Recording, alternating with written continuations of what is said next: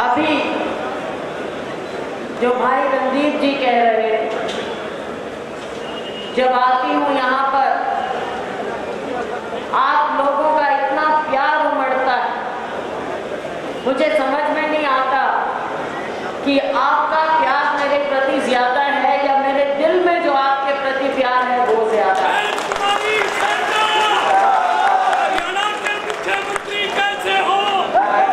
साथियों, ये कहने वाली बात नहीं, ये दिल की बात है। दिल की बात है कि मेरे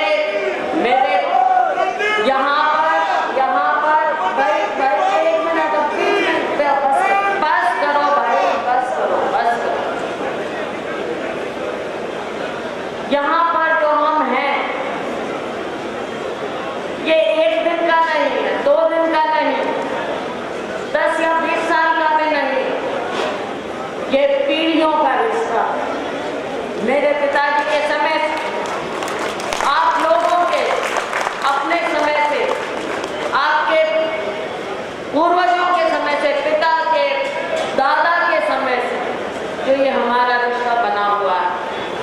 आते हैं बच्चे कि जी मैं फलाने का पोता हूँ, फलाने का दोता हूँ, कि मैं फलाने का बेटा हूँ। लड़कियां भी जी मैं उनकी बहू हूँ। साथियों, बहुत खुशी होती, बहुत अच्छा लगता है, क्योंकि ये रिश्ते एक दिन में नहीं बन सकते। रिश्तों को बनाना और निभाना बहुत समय लगता है। आज जब हम आ रहे थे, रणदीप जी और मैं, हम याद कर रहे थे, न जाने कितनी बार आपने हमने मिलकर न जाने कितने धरने, जुलूस, पद यात्राएं, हड़ताल, प्रदर्शन, पता नहीं कितने किए हैं। पद यात्राएं, थोड़ी सी भी बात होती थी, एक साथी के साथ ज्यादती होती थी तो सारे के सारे साथी उमड़कर आ जाते थे। साथियों, ये प्यार हमने, ये आशीर्वाद बनाए रखना है।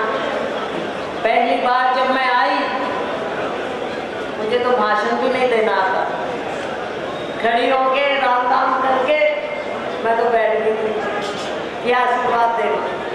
मेरे पिताजी स्वर्गीय चौधरी दलबीर सिंह जी ने लंबे समय आप लोगों के बीच में रहे, मुझे भी आशीर्वाद देना, और आपने पूरा प्यार और आशीर्वाद मुझे दिया।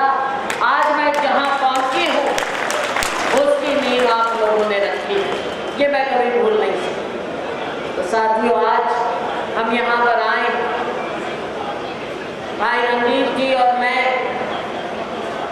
हमने, रणदीप जी ने, किरण चौधरी जी ने और मैंने और हमारे सभी साथियों ने फैसला किया कि जहाँ एक और राहुल गांधी जी देश को जोड़ने में लगे हुए हैं, दक्षिण से लेकर उत्तर तक, कन्याकुमारी से लेकर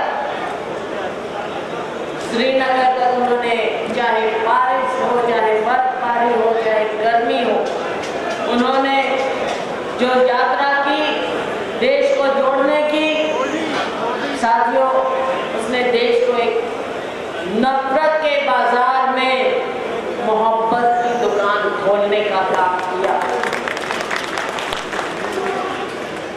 और अब राहुल गांधी जी निकले फिर से भारत जोड़ने के लिए, सबको न्याय दिलाने के लिए।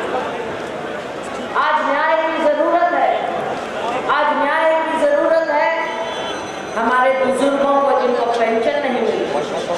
आज न्याय की जरूरत है मेरी महिलाओं बहनों को जिनकी कमर महंगाई ने तोड़ के रख दी। आज जरूरत है न्याय की मेरे इन नौजवानों को जिनको बेरोजगारी के जंजाल में फंसा कर रख दिया।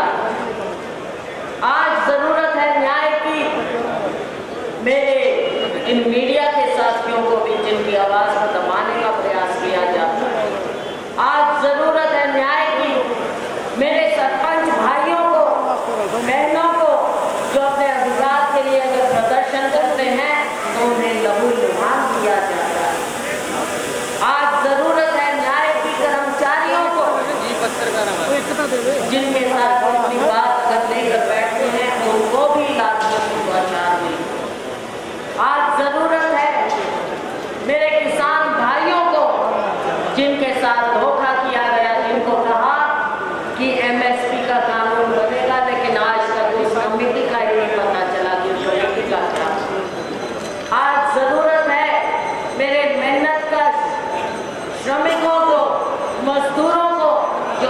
रात मेहनत करते हैं, आज उनकी कौन सुध लेता है। हम मंडी में खड़े हैं साथियों, हमारे ये पल्लेदार भाई और बहन, इनको क्या मिलता है? क्या सरकार इनकी ओर देखती है कभी कि इनको भी इंसाफ मिलना चाहिए? गरीब से गरीब इंसान को इंसाफ मिलना चाहिए। आज जरूरत है, गांव में शहर में मकान चाहिए, गरीबों को मकान चाहिए। हमने इंदिरा आवास योजना शुरू की थी।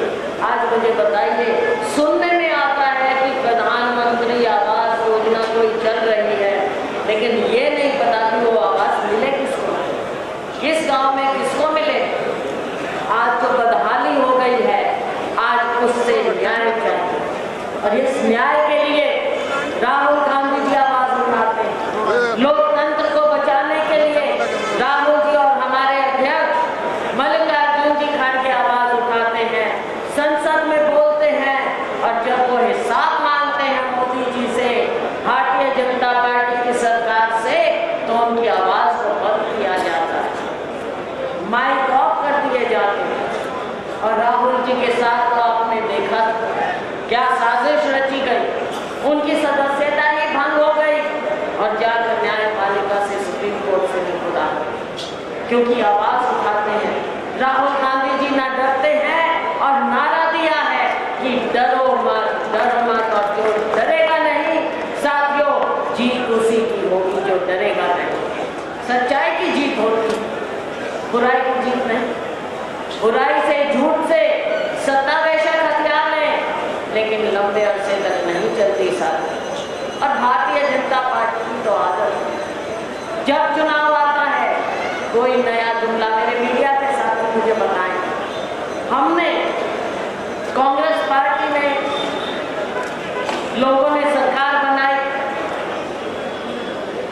कांग्रेस पार्टी की बार-बार सरकार बनाई, लेकिन कांग्रेस पार्टी ने कभी झूठ बोलकर वोट नहीं दिया। आज से झूठ बोला गया, 15 लाख जेब में जाएंगे। मेरी माताएं बहनें बैठी हैं, सभी साथ ही बैठी, भाग के अकाउंट खुलवा रहे थे। थोड़े बहुत जो मन में उनको पता था वो भी भाग के छुप के अकाउंट खुलवाएगी। 15 लाख कोई किसी को बुरे लगते हैं क्या? मुफ्त में अगर आ जाए और प्रधानमंत्री जैसा आदमी, उस लेवल का आदमी कहे कि भाई 15 लाख दूंगा तो कौन ना करेगा। लेकिन बाद में ये मैं अपने मीडिया के साथियों से पूछना चाहूंगी कि 70 साल में राजनीति में कभी जुमला वर्ड सुना था क्या आपने? हमने तो कभी नहीं सुना, क्योंकि हमने कभी जुमलेबाजी की नहीं कांग्रेस।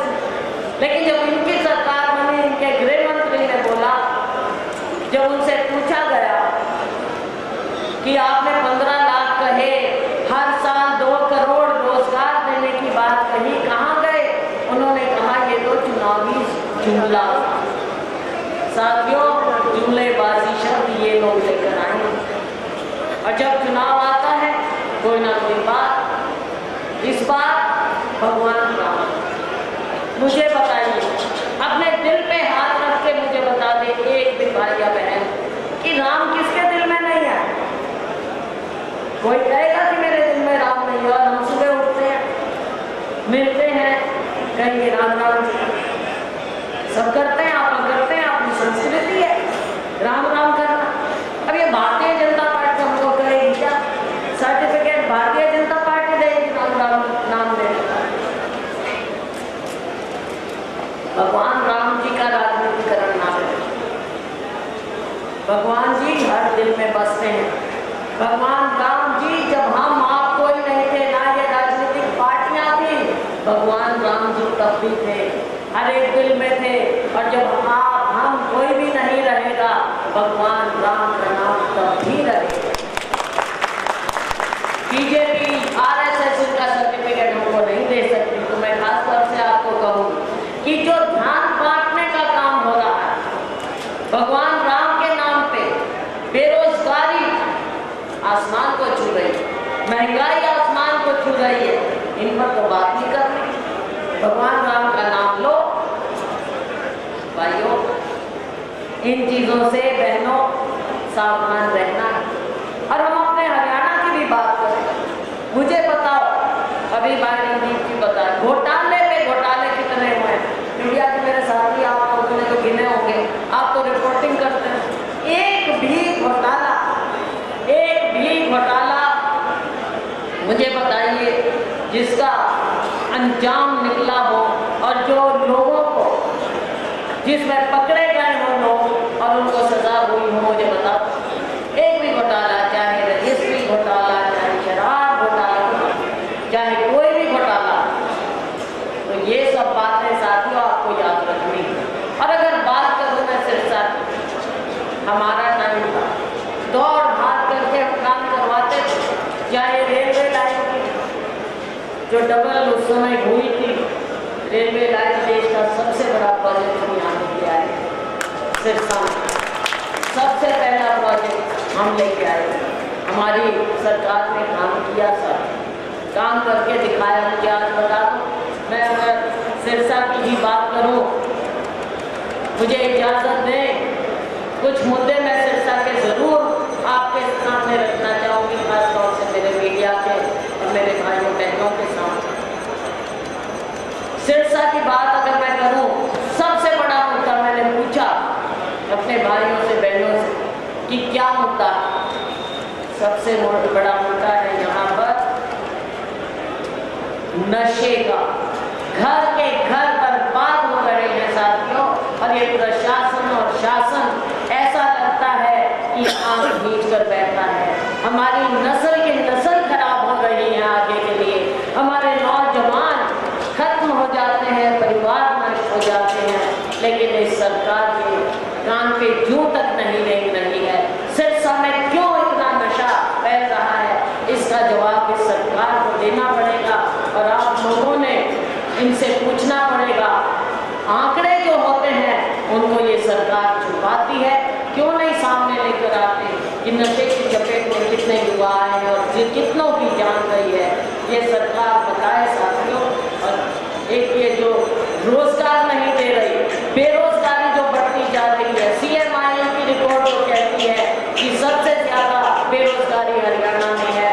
मैं कहना चाहूँगी कि हमारी सरकार आएगी तो इस सरकार की जो कारगुजारी रही है, हम श्वेत पत्र लेकर आएंगे कि इन्होंने रोजगार के नाम पर, परीक्षाओं के नाम पर और जो धांधलियां हुई हैं, जितने भी पेपर लीक हुए हैं, जो आपके साथ इन्होंने किया, उस पर हम श्वेत पत्र लेकर आएंगे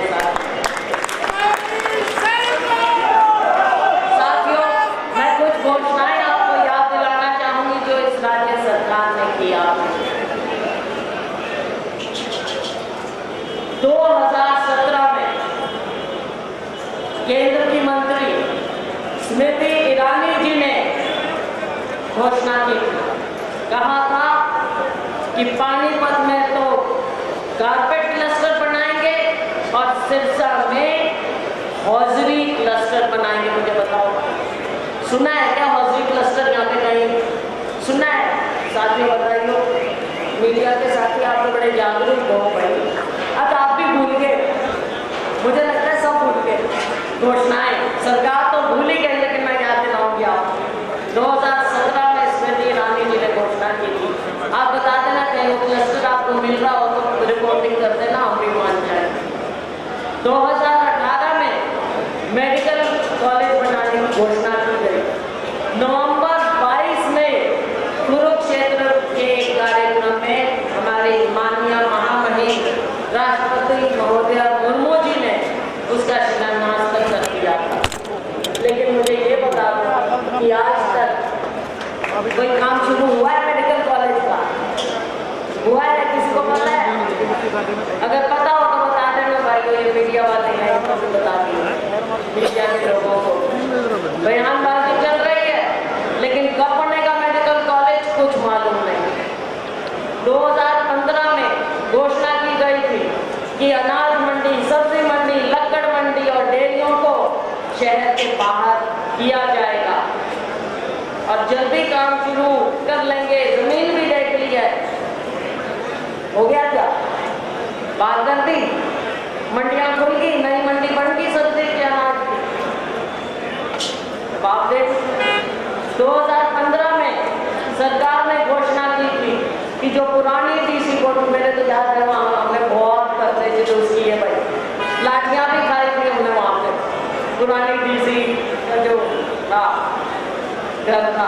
नेट कॉलोनी वाली भूमि पर मल्टीपर्पज मार्केट और मल्टी स्टोरी पार्किंग बनाई जाएगी।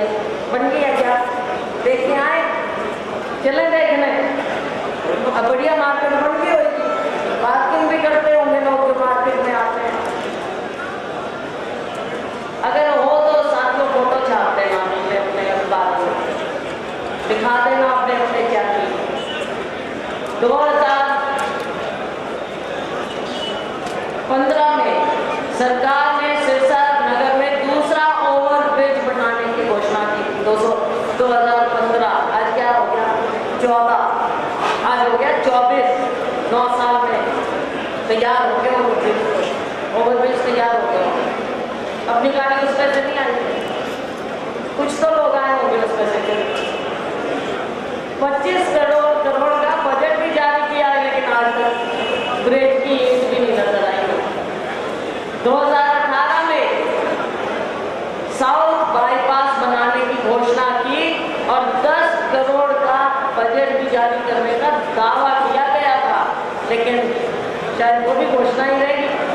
बाईपास का मालूम नहीं है साउथ बाईपास कहाँ है। नगर परिषद से अलग कार्यालय बनाने की घोषणा की सरकार ने और 10 करोड़ का बजट भी जारी किया। बता दो नगर परिषद में कोई जुड़े हुए साथी कि क्या हो रहा है? कार्यालय तो भटक ही रहा है। नगर में हाँ, ये क्योंकि एक मेन मुद्दा है, बरसाती पानी की निकासी के लिए 8 करोड़ की योजना तैयार की और जिसका बजट बाद में बढ़ा के 38 करोड़ कर दिया साथियों, लेकिन आज तक इस पर कोई एक्शन नहीं हुआ है। आप मेरे को, मैंने जो ये मुद्दे आपके सामने रखे हैं, मुझे बता दो, अगर कुछ भी एक नाखून के लायक भी कोई काम हुआ तो आप बता देना साथियों। कहने का मतलब ये है 15 में निकले। तो साथियों बात कहने की ये है कि जब मैं बात करती हूँ कि बीजेपी, तो साथी कहते हैं कि बीजेपी ना बोलो। क्या बोलेंगे? कहते हैं जी बोलो बहुत झूठी पार्टी, बोलो भारतीय जुमला पार्टी। अब ये तो लोगों की आवाज है भाई, हमने तो ये सब सुने भी नहीं थे। झूठ बोलना, जुमलेबाजी करना। साथियों समय आ गया, आपको सोचना पड़ेगा। हम पिछली बार 10 की 10 सीट हारे थे लोकसभा, और क्या हाल हुआ लोकतंत्र का? पूरे विपक्ष को बाहर कर देते हैं, मनमानी करते हैं और अपनी मर्जी के बिल पास कर लेते हैं। आपकी आवाज कौन उठाएगा संसद में? ये नहीं उठाने देंगे। सवाल पूछे जाते हैं तो जरूरत है कि केंद्र में कांग्रेस पार्टी को आप मजबूत करें। जरूरत है हम राहुल गांधी को आगे लाएं। उनको मजबूती तभी मिलेगी जब हम हरियाणा से इन दोनों डबल इंजन की सरकारों के अगर हम कारनामे देख लें, मुझे नहीं लगता कि लोग कभी इनके साथ जुड़ेंगे। तो 10 की 10 सीट इस बार हमने कांग्रेस पार्टी को जितानी है और राहुल जी को मजबूत करना है साथियों। दूसरी बात, हरियाणा के चुनाव 10 साल भुगत लिए, देख लिए। जो मैंने अभी बातें रखी है, बातें बहुत सी हैं, बहुत समय हो गया आपको बैठे हुए, खाना भी नहीं खाया और उनको पता है साथियों। आप इतने इत्मीनान से यहाँ पर बैठे रहे हैं, आपने हमारी बात सुनी, फिर आपके बीच में आएंगे कि कांग्रेस संदेश यात्रा लेकर रणजीत जी, किरण जी और मैं आपकी आवाज़ सुनने, आपको राहुल जी का, खड़गे जी का संदेश देने आपके बीच आए। आज आप सभी ने जो इतनी मेहनत करके, मैंने नाम कम लोगों के लिए, लेकिन मेहनत बहुत ज़्यादा हुई है और मन से जो लोग आए हैं, पुराने लोग, नए नौजवान, मेरी बहनें, मेरे बुजुर्ग, जिनका आज मेरे सिर पर हमेशा